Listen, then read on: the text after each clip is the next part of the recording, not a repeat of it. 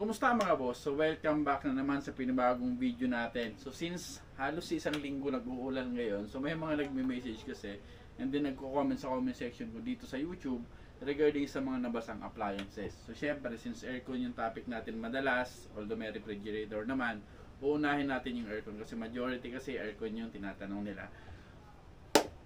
So yun unahin natin. So unang-una mga boss, kapag nabasa ang inyong aircon or kahit anong appliances man to, pero yung focus ko kasi ngayon is aircon, so lalo kung window type yan or split type yan. So unang-una, wag po nating isasaksak yan syempre. So kahit ano pang aircon yan, wag yung isasaksak kasi basa po yan, di ba po?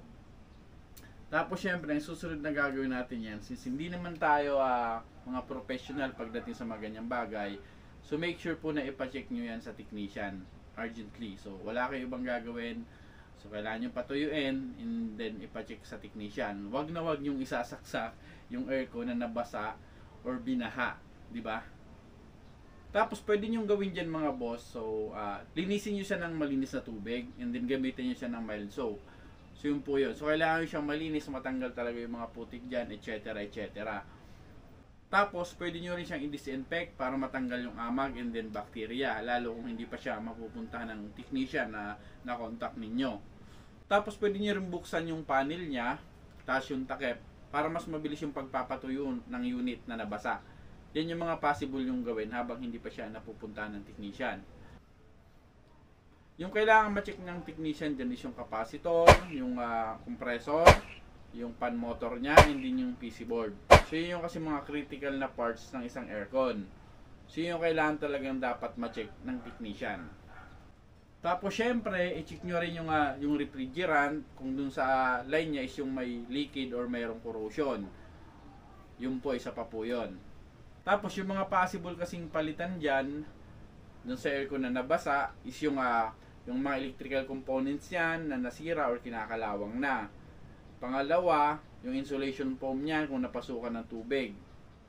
Tapos yung filter niyan, kung kontaminado ba ng maruming tubig yan. So yun po, yung mga posibleng kailangan palitan diyan sa aircon nyo. So syempre, yung mga dapat yung iwasan talaga, huwag gamitin kung may amoy sunog or yung tunog is hindi normal ng inyong aircon. Tapos syempre, huwag nyo talagang isasaksak yan kung basa pa yung unit kasi possible mag-cause ng short circuit yan or ng sunog. So yung mga importanteng bagay na kailangan yung gawin once na nabasa yung inyong aircon, di ba po? Yun yung pinaka the best way. Ngayon, yung cost kasi niyan, so nakadepende yun kung anong parts yung nasira dun sa inyong aircon. So napaka-importante din talaga na ma-check po yan ng technician para hindi po mas lumala, di ba? Yung sira ng inyong mga aircon. So saan nga ba tatawag pagka mayroong nangyaring ganito? So unang-una syempre kung anong brand yung binili nyo, so doon kayo sa mga authorized service center nila po tatawag, di ba? Kung LG man yan or kung Panasonic man yan, doon po kayo sa mga authorized na service center, di ba po? Yung mga magtatanong kung pasok ba sa warranty yan, yung ganyan kapag binha yung aking appliances or yung aircon ko. So sad to say po, yung mga ganyan kasi tinatawag na act of God, which is hindi talaga pasok sa warranty yan. Kasi nature po yan eh. So hindi talaga naiiwasan yan, kaya hindi siya pasok sa warranty. Kaya malamang sa malamang po talaga dyan, may charge po talaga. So yun lang. So yun lamang mga boss. Sana marami akong itulong kahit papano.